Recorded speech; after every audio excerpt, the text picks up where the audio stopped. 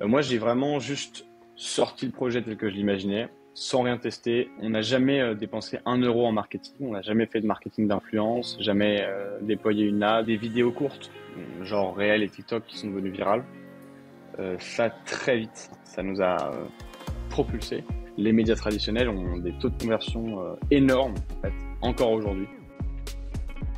Bienvenue sur Media Game, le podcast qui vous emmène à la rencontre des créateurs de communautés, ceux qui ont 1000 vrais fans. Ici, on explore les histoires inspirantes de personnes qui ont su cultiver leur passion en une communauté, ceux qui ont su bâtir une présence en ligne forte et authentique. Je m'appelle Marion Carnero, cofondatrice de My Name is Bond, l'agence qui automatise ta croissance sur les réseaux sociaux. Ensemble, on va découvrir les secrets des créateurs de communautés à succès. Alors reste à l'écoute. Hello Jules, trop cool de te recevoir sur le podcast Media Game, comment ça va? Hello Marion, merci à toi de me recevoir, ça va très bien et toi? Ouais, écoute, ça va. Je suis contente parce que on s'est rencontrés à la Founders Night, j'étais en train d'y penser tout à l'heure. Et la dernière fois, j'ai enregistré un podcast avec Sixtine du Crayon qui m'a recommandé d'échanger avec toi pour faire un épisode. T'en as pensé quoi toi d'ailleurs de la Founders Night? C'est ça, on s'était rencontrés au Founders Mic, donc le petit format de petites histoires d'entrepreneurs. C'était assez sympa, assez intimiste, il n'y a pas trop de monde et on peut développer des moments qui nous ont un peu touchés. Donc je trouve ça intéressant.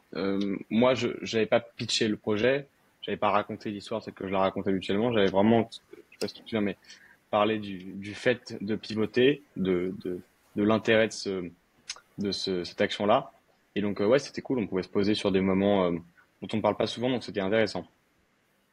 Ouais, c'est vrai. J'ai bien aimé le format et c'est vrai que au vu des différents profils des personnes qui venaient justement pitcher, je trouvais qu'il y avait une approche à chaque fois qui était très différente. Soit tu racontais, toi effectivement, tu étais focus sur le pivot, on pourra en rediscuter par la suite, mais il y avait un petit peu tout, des personnes qui étaient plus axées sur la motivation, d'autres sur comment ils ont mené à bien leur projet, etc. D'ailleurs, est-ce que tu peux te présenter pour les personnes qui potentiellement ne te connaissent pas? Soit la majorité.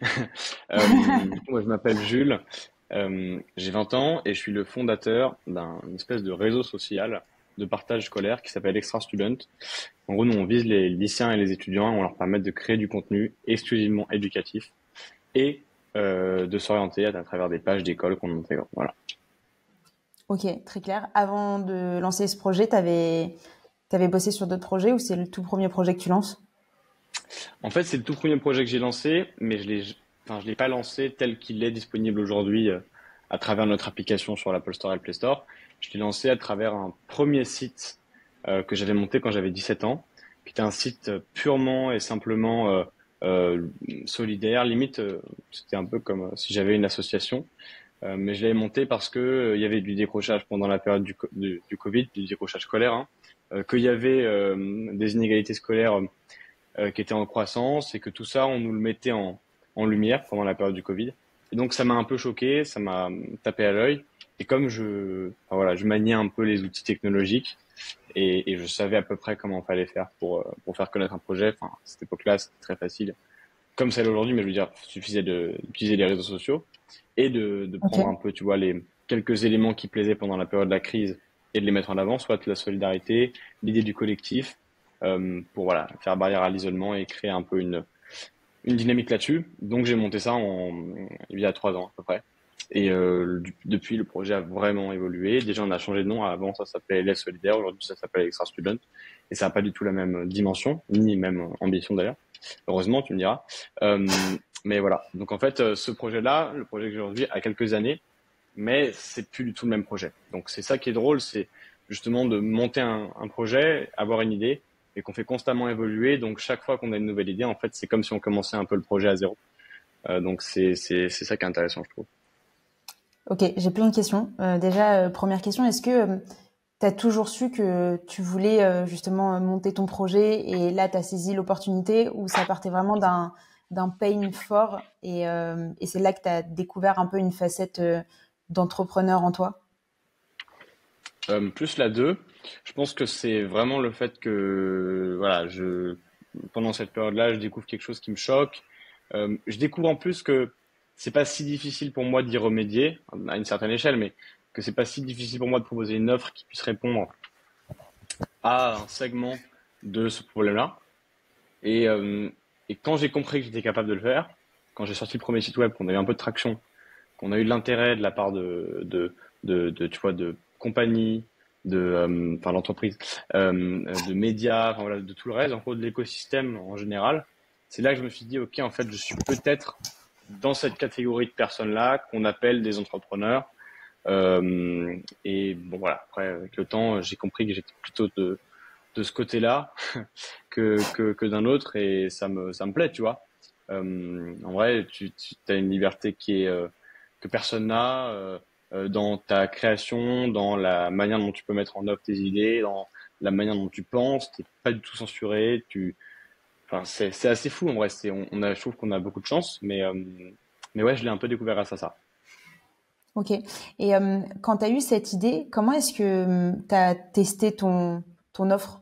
Est-ce que tu parles d'un site internet, est-ce que tu l'as monté tout seul? Enfin, comment tu t'es formé et comment est-ce que tu as tout simplement testé ton idée? Parce qu'effectivement, tu vas pas te lancer dans le développement d'un truc si tu sens qu'il n'y a pas de traction. C'est hyper important ce que tu dis. Alors moi, du coup, j'ai pas vraiment fait les choses dans cet ordre-là, ce qui est pas un exemple dans la période actuelle, d'ailleurs ce que je déconseillerais. Mais moi, en fait, comme je voulais absolument voir si ce type de projet-là pouvait mordre, enfin, pouvait faire mordre, tu vois, bah, j'ai lancé sans vraiment tester mon marché. C'est-à-dire que j'ai pas fait une enquête via Google Forms en demandant est-ce que vous êtes plutôt, tu vois, de ce côté-là, est-ce que si jamais une proposition telle, celle que j'imagine, venait à être disponible sur un marché, est-ce que, tu vois, vous l'utiliseriez? Moi, j'ai vraiment juste sorti le projet tel que je l'imaginais, sans rien tester, ni auprès de mes proches, ni auprès, tu vois, d'une certaine clientèle, rien. Et j'ai directement communiqué via les réseaux sociaux. Et en fait, j'ai directement à ce moment-là eu des retours très positifs. Donc, j'ai pas forcément, tu vois, je me suis pas forcément posé une nouvelle fois sur mon projet pour me dire attends, qu'est-ce que je peux penser de mieux. Quand j'ai eu des retours positifs, je me suis dit ok, maintenant c'est le moment de le faire connaître encore plus pour que d'autres gens, enfin tu vois, évent du projet et peut-être me fassent des retours qui soient du même type. Je trouve que j'ai eu des retours parfois un peu plus négatifs et que j'ai arrangé un peu au début le système. Mais j'ai eu la chance de sortir le projet rapidement, sans avoir testé l'idée, et d'avoir des retours, les premiers retours, qui étaient des très bons retours. Ok, je vois. Et comment est-ce Après, que... Vas-y, pardon. non mais après, je sais pas si tu te souviens, mais à cette période-là, si tu veux, rien n'était normal. Donc, en fait, et les gens pardonnaient à peu près tout et n'avaient pas du tout le même jugement qu'ils ont aujourd'hui.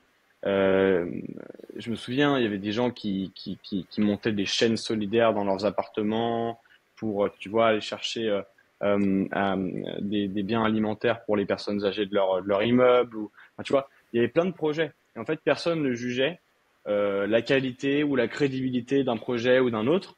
Tout le monde était juste hyper heureux de voir que les gens se bougeaient et que quand certains restaient avachis sur leur canapé à zapper des séries ou des chaînes télé toute la journée, et ben d'autres en fait pensaient à comment améliorer la situation Hmm. qu'ils Et tu vivaient. penses que tu penses que justement tout cet environnement, tout cet écosystème, si on peut appeler ça comme ça, t'a aidé toi justement à du coup pas forcément tester le projet, mais tu vois à aller vite dans l'exécution. Ouais, ouais, bah en fait, enfin, je pense que tu seras d'accord avec moi, mais la première chose qui fait que les gens comment dire, ne se délient pas de leur chaîne et n'essayent pas d'entreprendre, c'est le manque de confiance en soi, c'est la peur et la crainte du retour que tu vois un tel ou un autre ou juste les gens en général feront sur le projet. Et dans une période comme celle-ci, moi j'avais aucune crainte. Et de toute façon, je savais qu'un projet solidaire créé par un étudiant pour les étudiants, ça serait bien perçu. Donc, ça m'a énormément aidé et j'ai juste. Et la première barrière qui est pour moi la plus grosse que rencontre le jeune qui entreprend, la crainte, le manque de confiance, bah, je l'ai directement franchi grâce à la période. Je pense pas que tu vois que ça aurait été la même. Enfin, j'en sais rien en vrai, mais je pense que oui, ça m'a quand même vraiment aidé. Et tu avais des blocages, justement, toi, à ce moment-là, avant de lancer ton projet, tu avais des peurs ou autres? Non, pas forcément. Je m'étais complètement affranchi du regard qu'auraient porté mes camarades de classe ou mes amis du lycée sur le projet. J'en avais un peu rien à faire de ce que les gens pensaient du projet que tu vois je lançais. D'ailleurs, je me suis vraiment gardé de leur demander des conseils ou des retours sur ce que je faisais, parce que souvent les gens les plus proches sont les gens qui ne te donneront pas les meilleurs conseils.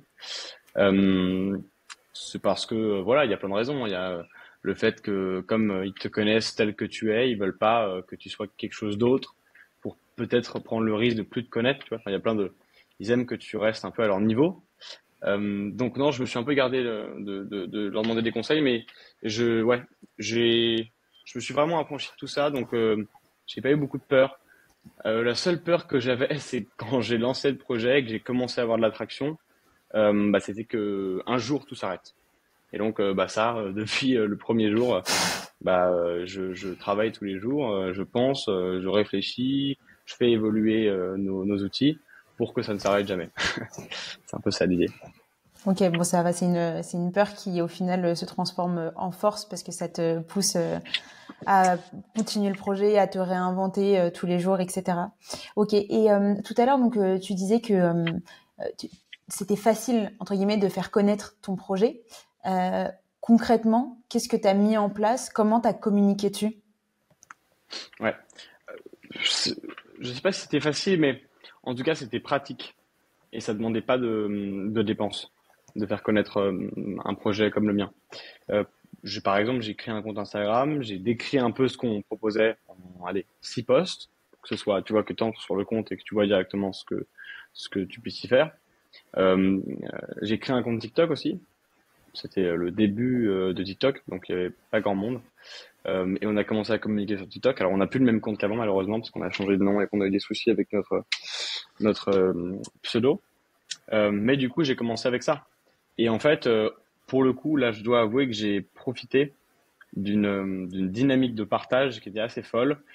Quand j'ai lancé le compte Instagram, enfin c'était le même jour où j'ai lancé le site web, le premier jour, je publie 3 ou 4 posts pour expliquer ce que je faisais, dont un qui résumait un peu le tout. Et je crois que voilà, j'ai pas vu un seul compte Instagram dans tous ceux de mes abonnés et de mes abonnements qui n'avait pas reposté le post en question en story. Donc j'ai profité en fait d'une énorme dynamique de partage qui était pour le coup là, tu vois, que les gens que je connaissais ou qui me connaissaient de très loin avaient en eux. Une fois qu'il y en avait un qui avait posté, tout le reste suivait et ça m'a énormément aidé parce qu'en 2 jours, on avait, tu vois, des dizaines de milliers d'impressions, quoi. Hmm. Et est-ce que c'est toi qui es allé chercher le repartage ou ça s'est fait naturellement?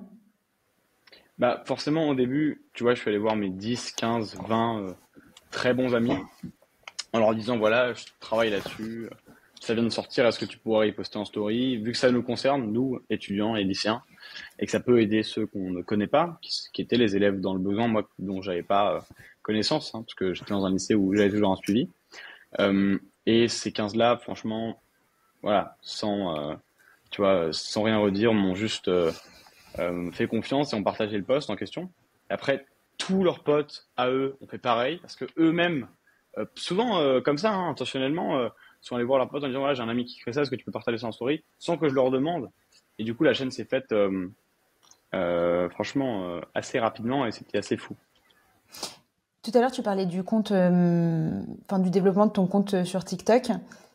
Tu faisais, enfin, comment est-ce que tu mettais en place ta communication sur TikTok? Est-ce que dès le début, tu te montrais de ouf? Est-ce que tu as adopté ouais, un certain style de communication, disons? Moi, je me suis jamais montré. TikTok, on a commencé à faire un peu de TikTok avec une de mes amies qui est arrivée sur le projet. Tu vois, on avait des bénévoles au début parce que voilà, il n'y a pas de structure. Et l'idée, c'était juste de prendre des fiches, les mettre sur le site, classer en chapitres. Tu vois, vraiment juste que ce soit un.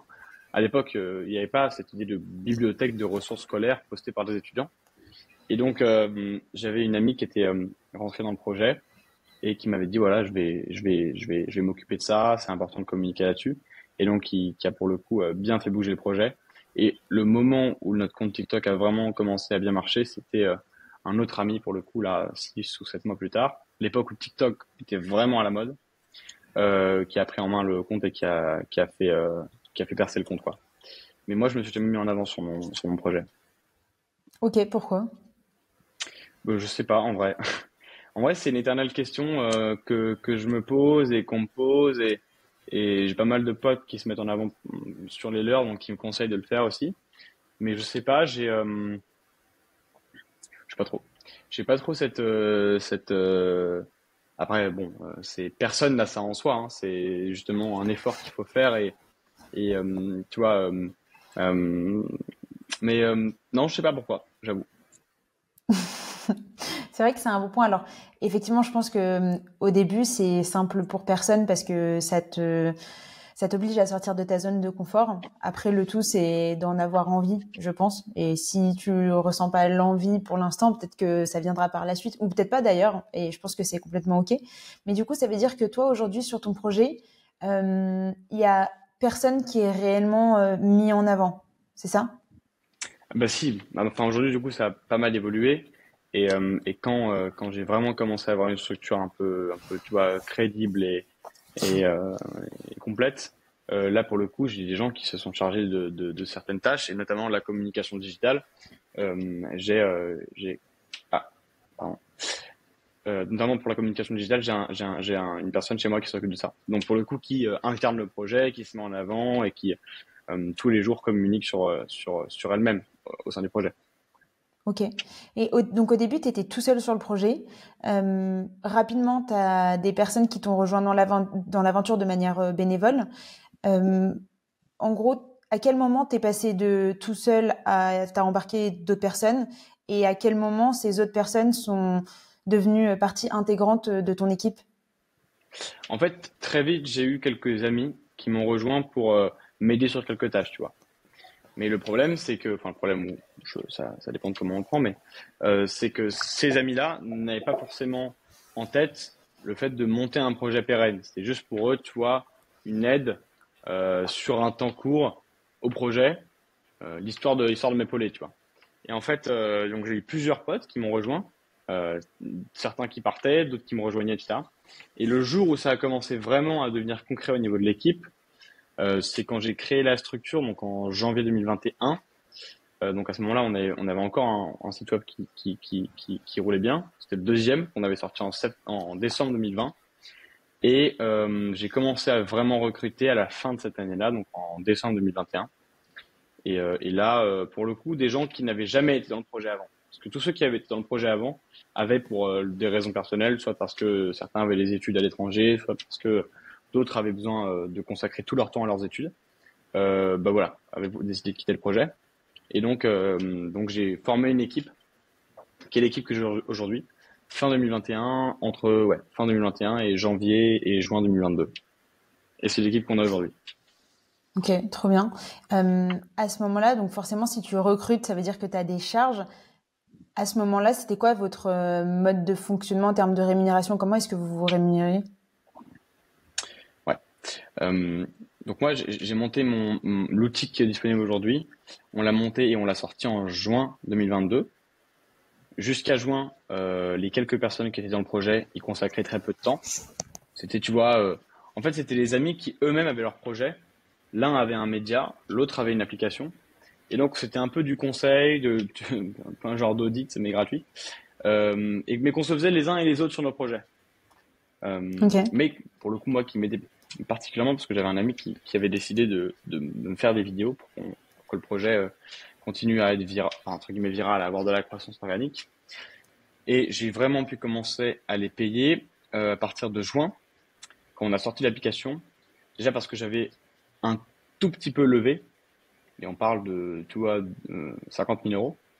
Euh, donc ça m'a un peu aidé. Malheureusement, mon application, celle que j'ai développée, qui m'a coûté les trois quarts, voire les 9 dixièmes de cette somme-là, m'a beaucoup limité. Mais ensuite, j'ai directement eu un modèle économique après 2 mois de développement, non, pardon, 2 mois de sortie de l'application qu'on a sorti en juin. En septembre, j'avais déjà un modèle économique en tête et on l'a testé en novembre. Et donc, j'ai eu les premiers revenus en novembre-décembre. Donc ça m'a permis de toujours avoir les moyens pour les payer. Ok. Ta première, du coup, levée de fonds où tu as levé 50 000 euros, comment est-ce que tu t'y es pris? À quel moment tu t'es dit, OK, je suis obligé de passer par une levée de fonds? Et du coup, tu as levé auprès de qui?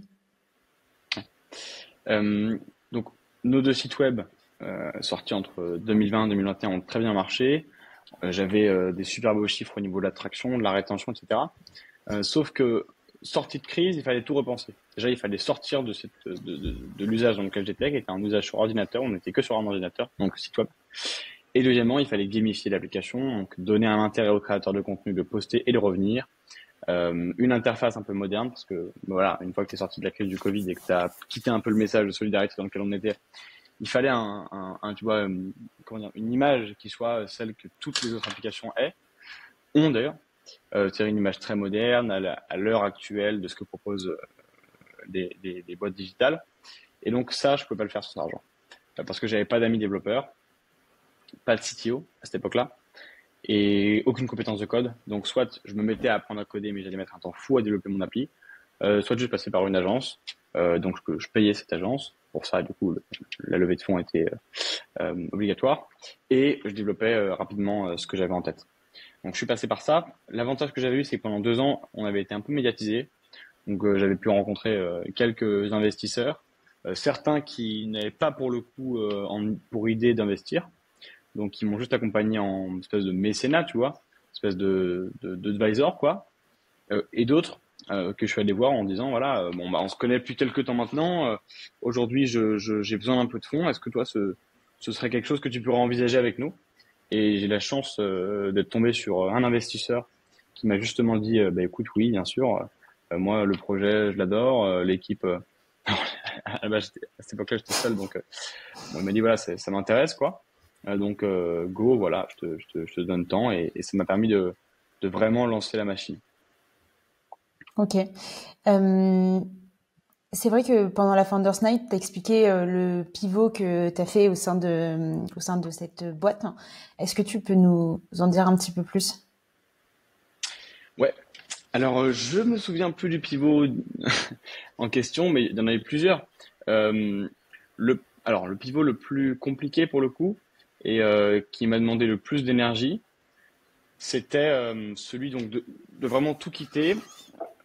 On avait construit, si tu veux, on avait une crédibilité, on avait construit une image et on était un petit peu connu pour ce premier site web que j'avais créé avec un premier nom qui était justement Élève solidaire. Euh, et en fait, je me suis rendu compte très vite, donc tu vois, milieu 2021, donc on arrivait en juin, que ce qu'on avait n'allait pas fonctionner sur le long terme. Mais à cette période-là, si tu veux, on avait quand même 5000 visiteurs par semaine, tu vois, sur un site web. Donc c'était quand même assez cool. Et je me suis dit, d'un côté, j'ai envie de profiter de cette dynamique et me dire que voilà, c'est génial ce qui se passe aujourd'hui, profite de ce que tu as, tu vois, ça s'arrêtera peut-être un jour, mais n'y pense pas. Et de l'autre, je me disais, en fait, moi, j'ai une envie et une ambition sur ce projet-là à 5-10 ans. Donc, le fait de profiter de ce moment court ne va m'apporter que des soucis sur le long terme. Et donc, à ce moment-là, je me suis résolu. C'est très compliqué, hein. Il faut vraiment beaucoup y réfléchir et surtout se dire que tout ce qu'on a déjà fait, c'était rien par rapport à ce qu'on a envie de faire. Donc, je me suis résolu à tout arrêter, donc à arrêter le site web qu'on avait et qui fonctionnait, à changer le nom, donc à perdre toute notre, toi qui connais bien, tout notre référencement SEO, un référencement naturel qu'on avait construit, parce qu'on avait beaucoup d'articles de presse, donc ça nous avait permis d'avoir beaucoup de liens sur plein de sites différents, ce qui faisait qu'on tombait à chaque fois dans des premiers résultats, dans des recherches qui étaient école, scolaire, entrée scolaire, etc. Donc de perdre tout ça et de tout reconstruire. Et donc ça c'était un pivot assez compliqué parce que déjà j'avais pas d'argent, donc je savais que ça allait entraîner le fait d'aller voir des investisseurs, de leur demander de me suivre, de leur demander de me faire confiance. Donc pour la première fois, de dépendre des autres pour développer mon projet, ce que j'avais jamais vécu auparavant quoi. Et donc, mentalement, c'était une étape à franchir, qu'on a franchi, tu vois. Et aujourd'hui, on a fait un autre pivot encore. Enfin, c'est pas plus compliqué, mais je veux dire, on fait des pivots avec des impacts et sur nos projets qui sont encore plus conséquents. Récemment, enfin, pour moi, c'était un pivot logique d'ailleurs, mais on s'est rendu compte qu'on ne pourrait pas monétiser notre base. Et moi, depuis le début, je ne voulais pas monétiser ma base parce que quand je dis ma base, c'est mes membres, quoi. Je ne voulais jamais faire payer l'application ou faire un forfait premium parce que je considère que quand tu viens, que tu crées du contenu pour une plateforme et que c'est grâce à ce contenu-là que les autres viennent et bénéficient du contenu, tu peux pas faire payer des gens qui créent, tu vois. Ça me paraît complètement logique. Et donc, il fallait trouver un modèle économique qui dépende de tout, sauf des membres directement. Donc, on a trouvé un modèle économique avec des structures qui se trouvent être des écoles. Mais ça aussi, voilà, c'était un autre mini. Mais ça, c'est pas des pivots, ça, c'est des mini. Donc, ouais, C'est c'est des constamment ajustements. des histoires d'ajustement et de. Mais ouais, celui-là était compliqué quand même. Le premier et le seul vrai pivot a été un peu particulier. Est-ce que tu penses que quand tu développes un projet, les pivots sont nécessaires? Ah ouais, ouais. Enfin, je pense même obligatoire. Déjà parce que ce que tu penses, la façon dont tu penses ton projet au moment où tu le crées, euh, enfin 2 ans après, elle sera plus à la mode. Enfin, je veux dire, elle sera plus adaptée au marché actuel. Donc c'est constamment des remises en question que toi tu as et que tu dois retransmettre dans ton projet. Et donc ça, c'est l'idée de pivoter, quoi. C'est l'idée de changer de positionnement, c'est l'idée d'ajuster à certains moments et sur certains points ton idée, ton projet, ton système.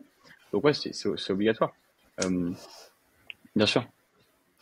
Tu dis que maintenant vous avez trouvé un modèle de rémunération qui, disons, était cohérent avec la direction que vous vouliez prendre. Et donc là, ça passe par les écoles. Concrètement, comment est-ce que ça fonctionne? Ouais. En gros, on s'est rendu compte de deux choses. La première, c'est que on avait des lycéens, donc on parle d'élèves qui sont en seconde, première et terminale, et on avait les étudiants qui venaient pour se faire aider scolairement, poser des questions, avoir de la ressource scolaire, avoir des supports de révision gratuits créés par d'autres élèves, et en deux, poser des questions qui, à 50%, portaient sur leur orientation, leur vie de demain, leur vie d'étudiant, et la façon, voilà, ils voulaient absolument bien préparer cette étape de leur vie. En fait, on s'est rendu compte que de l'autre, du côté des écoles, le besoin était encore plus fort que celui des élèves de trouver une école, parce que les écoles sont des grosses entreprises qui ont beaucoup d'argent. Le modèle économique d'ailleurs des écoles est très intéressant et rapporte beaucoup d'argent. Et donc en fait, ces écoles, elles avaient besoin de ces élèves-là. Elles avaient besoin d'abord d'une visibilité sur ces élèves-là. Donc aujourd'hui, si je te dis école de commerce, tu vas penser aux trois premières, HEC, ESSEC, ESP. Je trouve qu'il y a plus de 300 écoles de commerce en France qui chaque année recrutent des centaines d'élèves. Et donc ces écoles, elles ont un énorme besoin de recrutement. Donc on s'est dit, ben, en fait, on a un rôle à jouer, un peu comme Welcome to the Jungle l'a joué sur les entreprises. Les talents ne trouvaient pas leurs entreprises et les entreprises ne trouvaient pas leurs talents. Donc ils ont fait une espèce de site web sur lequel les entreprises se vendaient et les talents trouvaient ce qu'ils cherchaient. Et donc nous, c'est un peu le même système. On intègre des pages d'école avec des vidéos du campus, des photos du campus. On centralise toute une classe de statistiques, de données sur les écoles, intéressantes hein, pour les étudiants. Et on leur laisse l'opportunité de contacter l'école, de visiter le site web, d'aller plus loin dans leur démarche. Comme ça, voilà, les deux besoins on répond aux deux besoins. D'une part, le besoin d'avoir une offre complète, disponible gratuitement sur un outil digital toute l'année, à n'importe quelle heure de la journée. Et de l'autre, d'être visible auprès des étudiants. C'est Ça un fait peu combien de notre temps? idée, c'est un peu de monter un salon d'orientation mais digital. Et donc ce serait le premier. Ok, je vois. Et comment est-ce que, parce que comme tu dis, il y a plus de 300 écoles de commerce, comment est-ce que tu mets les écoles de commerce en avant? Tu vois, est-ce que c'est par rapport à des, je sais pas, des critères, par rapport à des cours qui suivent? Ouais. Euh, donc ouais. Déjà en tout, il faut savoir qu'il y a plus de 3500 écoles en France. Donc, c'est très compliqué de dire que demain on aura toutes les écoles sur la plateforme. Déjà parce qu'il y a une grosse partie des écoles qui sont très peu connues, qui ont très peu d'élèves. et qui n'ont pas les moyens d'être sur des plateformes sur lesquelles elles, donc genre les nôtres, on a beaucoup d'élèves, on a beaucoup d'étudiants, donc forcément on demande un prix fort. Comment est-ce qu'on choisit les écoles euh, et comment est-ce qu'on les met en avant? En fait, aujourd'hui, si tu es une école, tu vas venir nous voir, par exemple, typiquement pour avoir un abonnement sur l'école, donc pour pouvoir intégrer ta page. C'est pas le moyen que tu vas avoir pour faire le plus d'acquisition.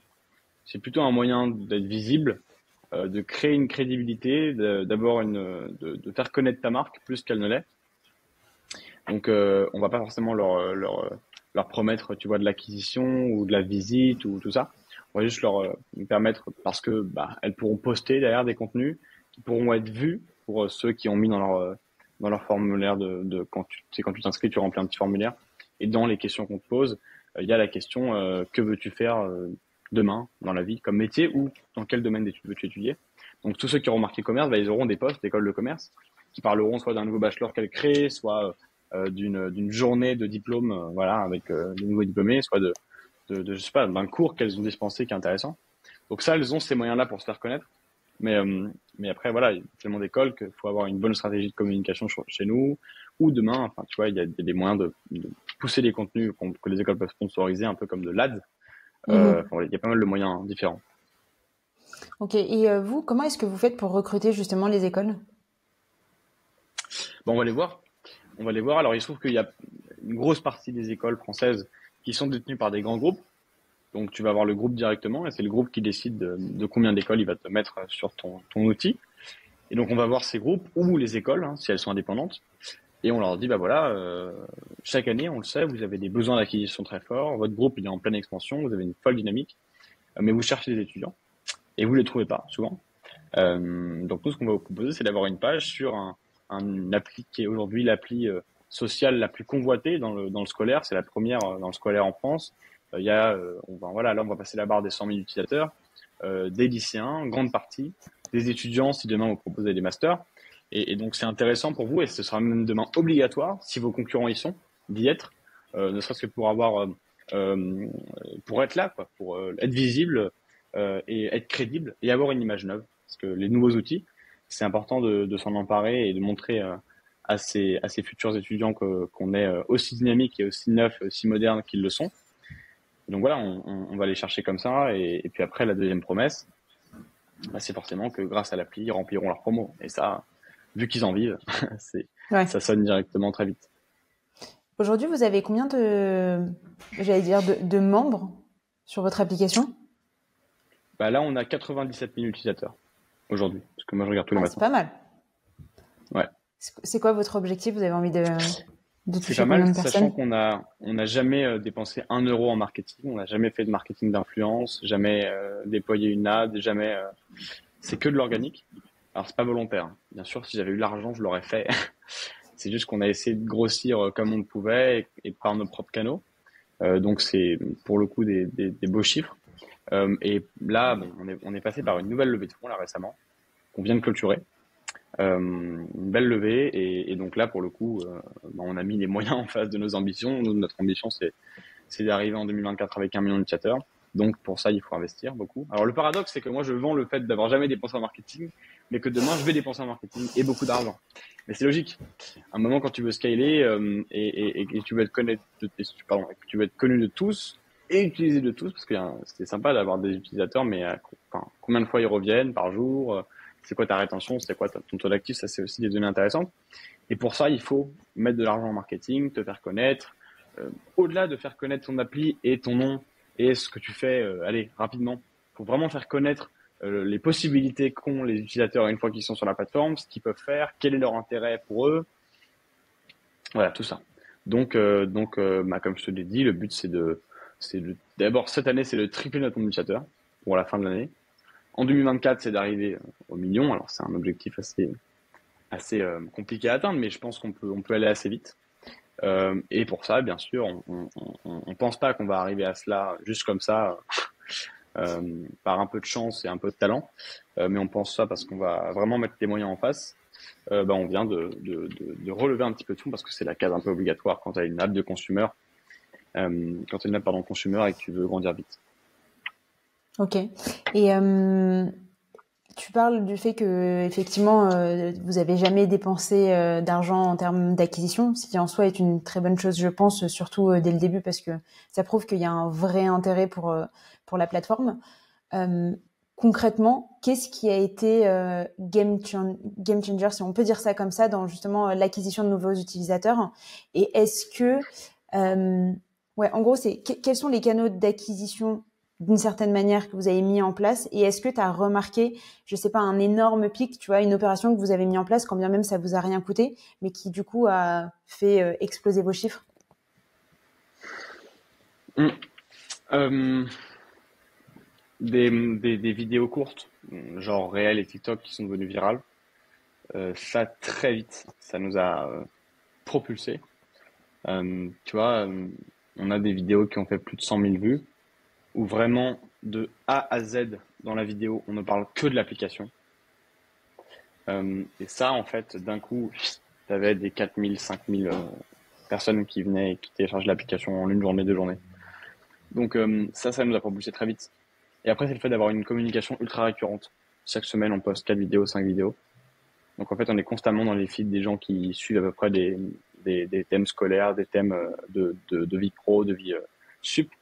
Et donc, on a une acquisition qui est, enfin, une fois que tu nous as vu une fois, deux fois, trois fois, même si t'es pas forcément supra client de ce genre d'application, tu vas te dire par curiosité, est-ce que je tenterai pas l'aventure, et du coup tu télécharges, et donc voilà.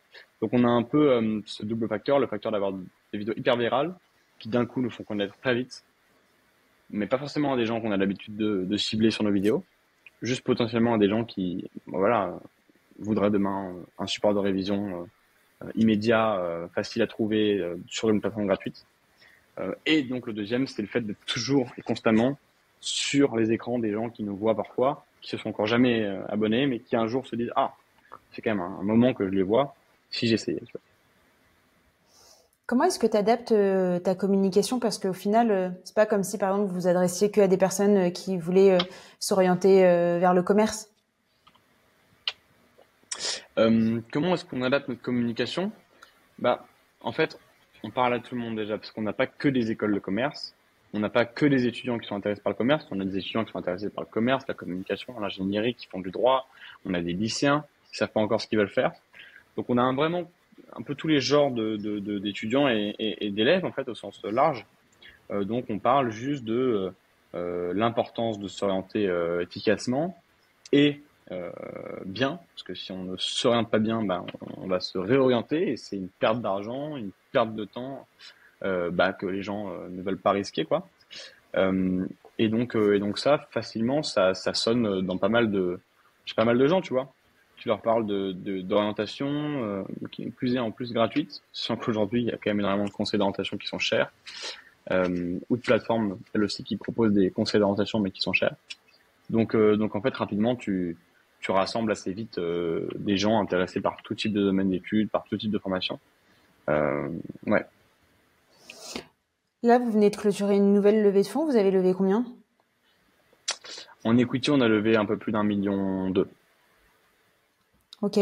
Et aujourd'hui, avec cet argent, c'est quoi votre plan d'action? Vous avez envie de tester quoi? Comment est-ce que vous allez répartir justement ce budget? Déjà, c'est paradoxal là aussi, mais on refait quasiment tout sur notre appli. On considère qu'on a une bonne appli, qu'elle est alors qu'on soit d'accord, la primitive, donc la base de l'appli, c'est un peu comme quand tu as un pont, ce qui fait tenir le pont. Ça, on le change pas, mais il y a tu vois, quelques petits détails de l'interface qu'on fait évoluer. On crée un centre de notification qu'on n'avait pas. On n'a jamais envoyé une notification push à un utilisateur pour qu'il revienne. Là, on va avoir un centre efficace pour que les gens reviennent constamment et qu'ils soient rappelés à l'ordre par l'application. C'est comme ça, en fait, que dans le monde des applications consumer, tu rappelles à l'ordre et demain, tu crées un client. Alors, un client, j'aime pas du tout ce mot-là, mais un utilisateur potentiellement pas addict, mais qui a besoin d'une certaine dose de scrolling sur la plateforme pour considérer qu'il a accompli son devoir, le devoir qu'il va accomplir sur l'appli, quoi. En plus, nous, on a une utilité parce que nous, on permet à des gens d'avoir plus de connaissances, de capter plus de savoir. Donc, c'est pas comme si, tu vois, ils se perdaient ou ils perdaient du temps. L'idée, c'est d'améliorer notre interface et structurer bien notre tech. Parce qu'on a aussi Donc, tu as le front, c'est ce que tu vois, toi, sur l'application. Donc, c'est le design de l'application, l'interface, la rapidité de tous les boutons. Mais tu as le back, et on a un back qui était assez, enfin, moi, je trouve, assez faible, et qui rendait l'application un peu moins, tu vois, rapide, un peu moins, ouais, facile à utiliser. Donc ça, on a un back qu'il faut aussi assez revoir, qu'on a commencé déjà à revoir, et on va mettre tout ça à jour et on va sortir plusieurs versions sur l'année. On va aussi créer un chatbot. Donc on va se servir, nous, on trouve que l'IA, c'est une super nouvelle pour les applications comme les nôtres, parce que nous, on ne repose pas que sur notre contenu, on repose sur nos membres, parce qu'on est vraiment une app sociale, et on considère que l'IA, c'est un assistant excellent, que bah, il peut servir d'assistant sur une app sociale. Nous, il y a des questions qui sont posées, qui pourraient être répondues par ChatGPT. Donc on va intégrer un chatbot qui sera une API, tu vois, enfin très simplement, ceux qui connaissent, et qui répondra bah, d'abord, parce que ce sera forcément la réponse la plus rapide, puisque l'ordinateur répond beaucoup plus vite que l'humain, aux questions Forcément. de nos users, pour derrière entraîner les autres qui verront la réponse du chatbot dans une discussion. Et d'abord permettre à la personne qui aura posé la question d'avoir une réponse très rapide. Donc voilà, on a aussi ce chatbot-là qui nous prend pas mal de temps, c'est quand même une sacrée avancée. Et puis D'ailleurs, après, en parlant ouais, d'IA, aujourd'hui, vous utilisez ChatGPT ou même d'autres IA. C'est vrai qu'on parle beaucoup de ChatGPT, mais il n'y a pas que ChatGPT.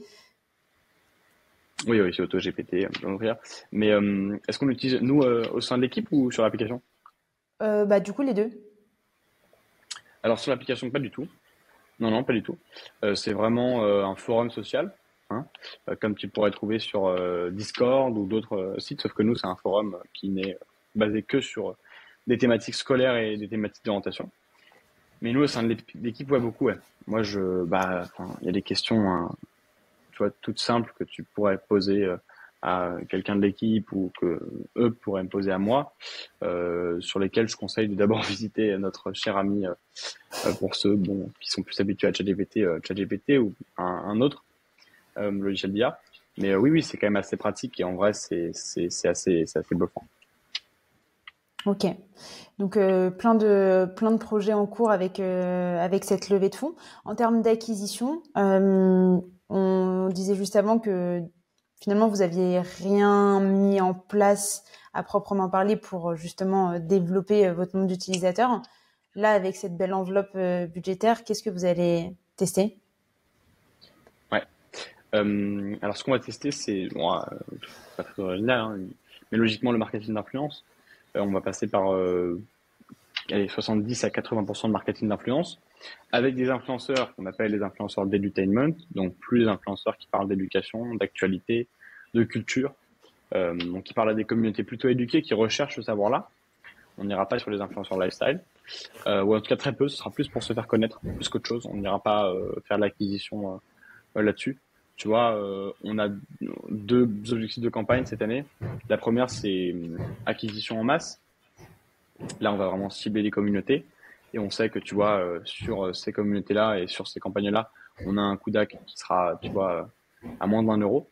Mais celle, pour le coup, on ira plus chercher de la renommée de marque, de la crédibilité et parce que c'est quand même c'est une étape importante, c'est le fait que quand on entend parler une fois de ta marque, bah en fait on a déjà le nom en tête parce qu'on en a déjà entendu parler sur un autre support, mais que comme la communauté était pas adaptée ou l'influenceur en question pas adapté à ce que l'application vendait, je me suis pas abonné, mais que la deuxième fois je me suis abonné, c'est plus voilà pour créer de la crédibilité et un nom et se faire connaître un peu plus.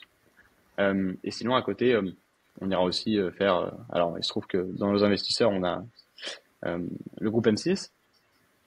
Et le groupe M6 nous met sur quelques-uns de leurs canaux. Donc, Fun Radio, par exemple.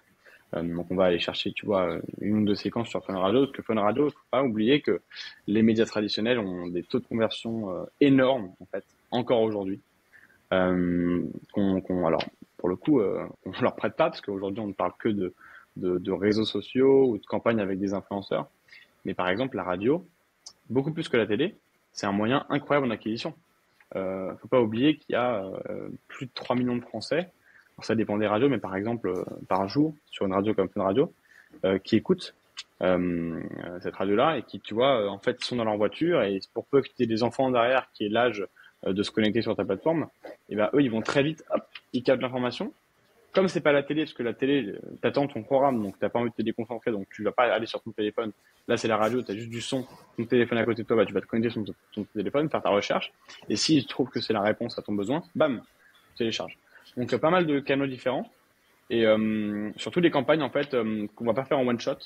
On va vraiment être constamment euh, dans les, tu vois, dans les dynamiques de communication qu'on veut toucher. Donc, on va constamment communiquer. Ce sera pas Ok, des grosses campagnes et puis des petites. Ce sera des ok. campagnes moyennes, mais sur toute l'année. Et est-ce que vous allez tenir compte également de la partie influence au sein même de l'équipe, c'est-à-dire que tout le monde prenne un petit peu la parole sur le projet à titre personnel? Pardon, j'ai pas entendu. Est-ce que vous allez prendre en considération également le fait d'appliquer la partie, disons, influence, mais appliquée à votre équipe? Ouais, carrément. Carrément. Nous, en fait, on va monter un média au sein du projet. Alors, on crée pas un autre projet. Juste, on va se servir de nos réseaux sociaux pour devenir un média sur l'école, sur certaines aventures qu'ont vécues chacun de nos abonnés et chacun de nos abonnés de demain. Parce qu'on est tous passés par les bancs de l'école, parce qu'on a tous à un moment triché, parce qu'on a tous à un moment, je sais pas moi, été harcelé, eu un échange un peu houleux avec un professeur, tu vois, un mot dans le carnet, enfin voilà. Pour raconter un peu ces anecdotes-là qui vont nous replonger dans une enfance que souvent on n'a pas détesté, hein, qui a été une aventure qu'on a tous vécue et qu'on a plus ou moins aimé. Donc on va se servir de ce média-là, et pour ce média-là, on va mettre en avant des profils de chez nous, et notamment une créatrice de contenu scolaire assez connue, qui s'appelle Mathilde, Studygram Mathilde sur les réseaux sociaux, et qui arrive chez nous voilà, dans les mois qui viennent, et qui va se charger un peu de toute cette partie-là pour qu'on ait, pareil, une marque qui soit incarnée, et par des gens qui sont des gens jeunes comme nous. De toute façon, on n'a personne d'autre sur le projet, on n'a personne de très très vieux, le plus vieux 25 ans, mais voilà, l'idée c'est vraiment de rester et d'avoir l'ADN qu'on a toujours eu. Mais oui, c'est vrai qu'on va créer des nouveaux petits formats. Ça passe par de l'incarnation par des gens de chez nous, mais ça passe aussi par de nouveaux formats au sein de nouveaux outils ou de nouvelles, toi, comment dire, des idées qui soient notre média, par exemple. Ok. Tout à l'heure, tu as employé le terme, d'ailleurs, à plusieurs reprises, communauté. C'est quoi pour toi une communauté? Une communauté, c'est un ensemble de personnes qui suivent soit une entité humaine, donc un influenceur, un créateur de contenu, soit un organisme pour du contenu qui propose, qui serait du contenu qui soit susceptible de l'intéresser. Quand je parle d'intéresser, c'est intéresser la communauté. Nous, en fait, on pense qu'on peut toucher et demain créer une communauté qui soit vraiment massive parce que l'école, parler de l'école, les études, déjà forcément, ça parle à tous les élèves actuels, à tous les étudiants actuels. Ces étudiants et ces élèves-là, ils rencontrent des périodes de détresse tout au long de l'année pour des examens, pour trouver une école, pour, tu vois, je sais pas moi, avoir une réponse à une question juste après un cours.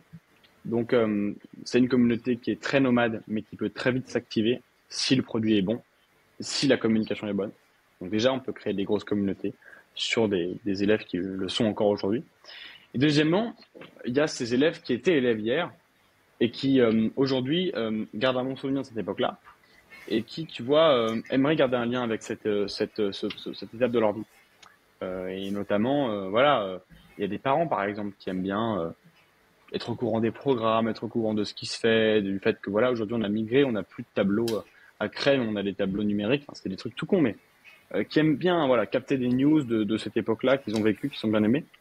Donc on pense que notre communauté, elle peut s'élargir aux gens intéressés aujourd'hui parce qu'ils ont des périodes de détresse aux thématiques scolaires, mais aux gens intéressés parce qu'ils l'ont vécu il y a 1 an, 3 ans, 30 ans, par ces sujets-là aussi. Ok, hyper intéressant. Et aujourd'hui, vous êtes combien dans l'équipe? 5. Ok. Ouais.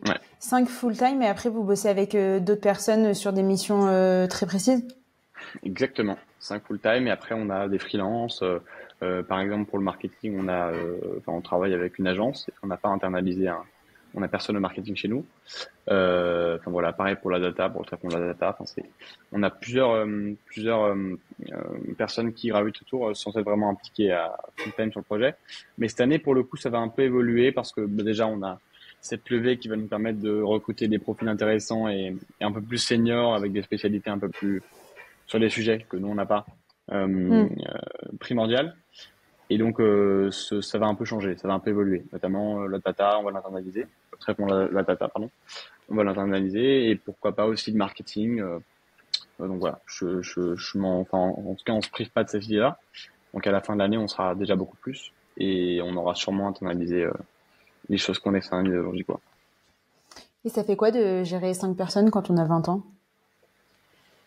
Bah c'est génial en vrai. C'est génial lorsqu'on est juste conscient que qu'on n'a rien fait, quoi. Que quand je dis on, c'est moi.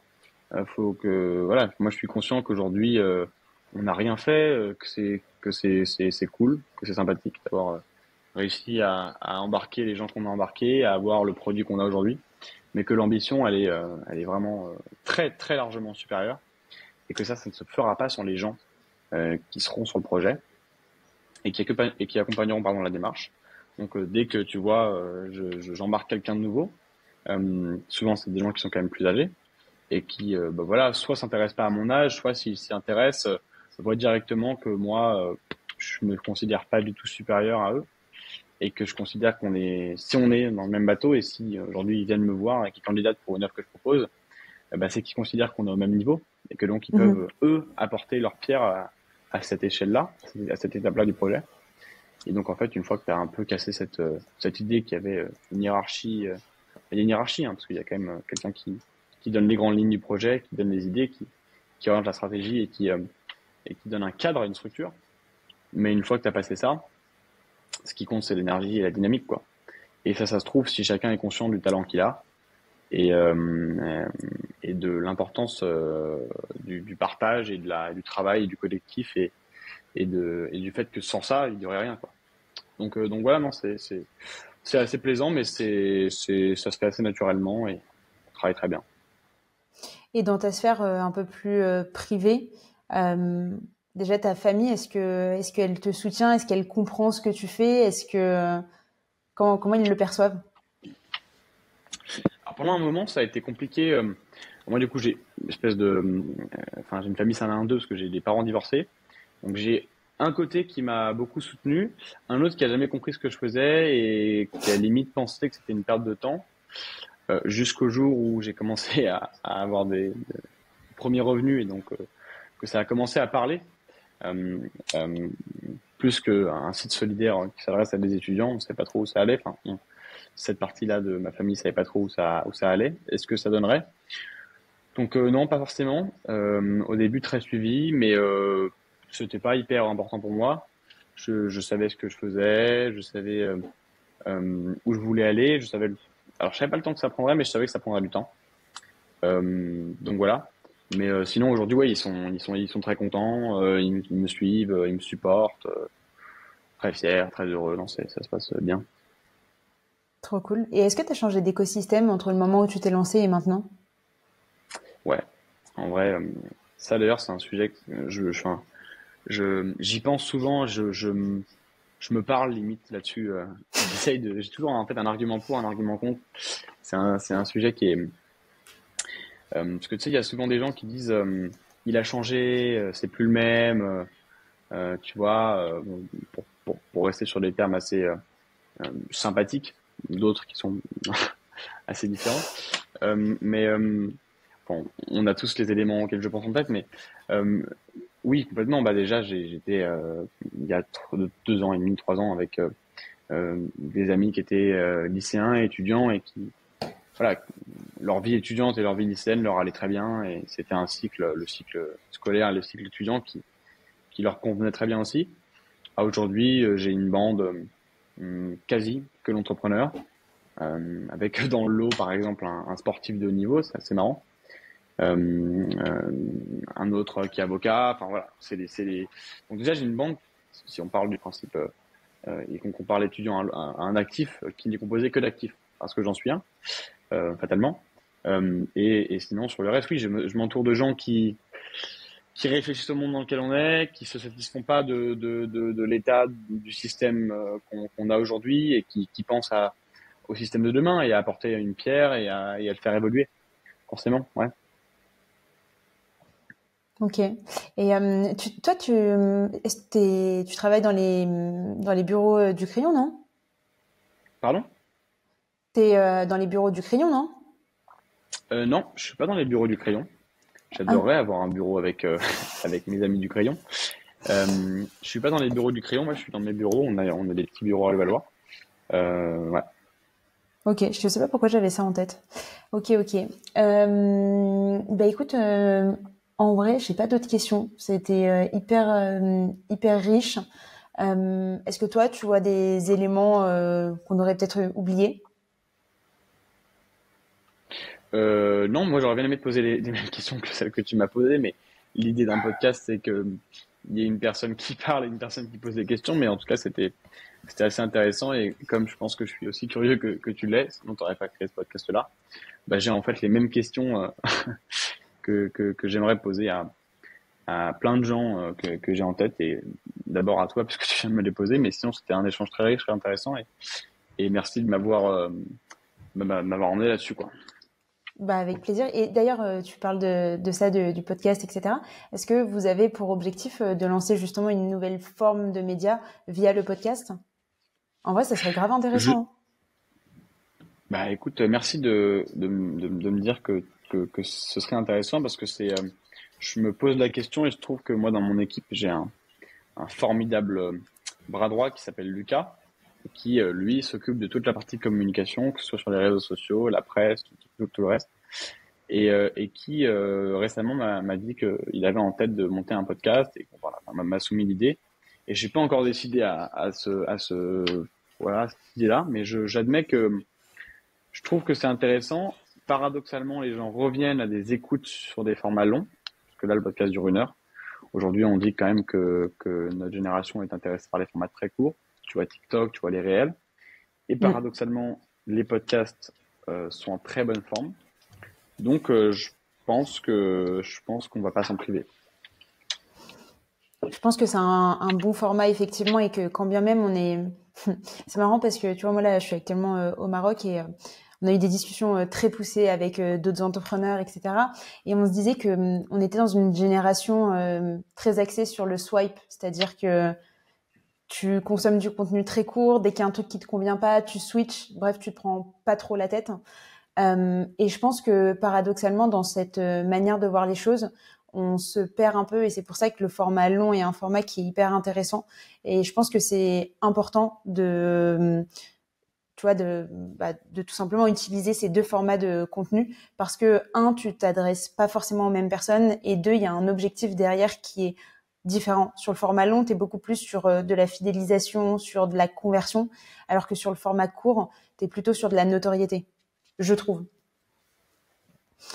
Complètement. Euh, Jules, j'ai une dernière question à te poser, qui est une question que je pose à tous mes invités, qui est que si tu pouvais justement inviter quelqu'un sur le podcast Media Game, à qui est-ce que tu penserais?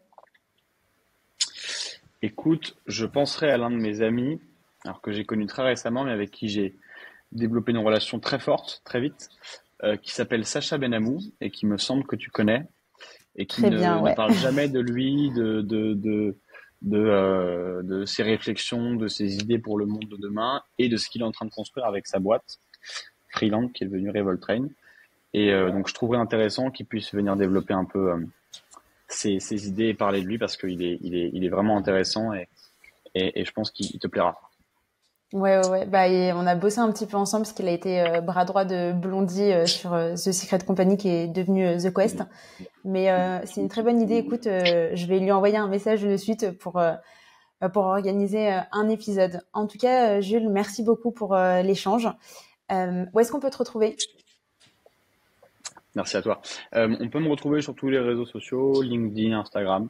Ça fait déjà pas mal de réseaux. Au pseudo Jules Simian, voilà. Ok, Et super. Et après, ben, je tu peux mettrai tout surtout ça en retrouver, description. et pour des gens qui seraient intéressés, soit des jeunes, soit des moins jeunes, sur tous nos réseaux sociaux pour Extra Student. Alors là, on a Twitter, on a on a LinkedIn, on a TikTok, on a tout. Au pseudo Extra Student App. Voilà. Ok, et ben, c'est noté. Merci beaucoup, Jules. Merci à toi, Marion. À très vite.